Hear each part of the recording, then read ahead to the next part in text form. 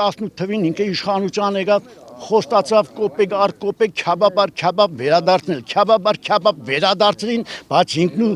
Ալեն Սիմոնյանը ուրախ ավտոբուսի մեջ մենակ կերան ժողովրդին բան չտվեցին, կոպեկ առ կոպեկը վերադարձրեցին, քպեին տվին պարկեվա վճար, որ մեկն ասեմ, հազարում մի բան, ինքը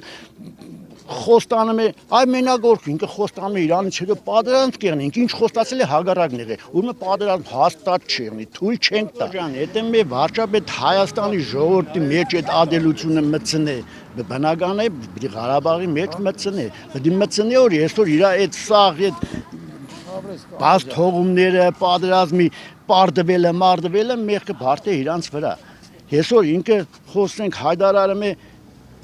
հարգադուն հերոս է, հարգադուն հերոս չէ, հարգադուն իր հարգային պարտականությունները բարեխեղճորեն կատարող Հայաստանի քաղաքացի է, որի համար այդ հարգադուներին պետք է ողջունել, շնորհակալական խոսք ասել, բայց իրանք հերոս չեն, հերոսները այ մեր պանթեոնում 20 հոգի եւ ամբողջ Հայաստանում տասնյակ հազարից ավել զոհված տղաներն են ու իմ համար ցավ է որ Այսօր այդ զոհված տղաներից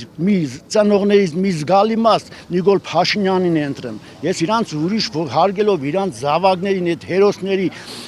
սխրագործությունները, նվիրաբերությունը, իրանց կյանքը հայրենիքին նվիրելով, իրանց բան չեմ ասում, այո, այդպես են ցանկանում, թող այդպես են, թող այդան ընտրեն, բայց Նիկոլը կկործանե մեր։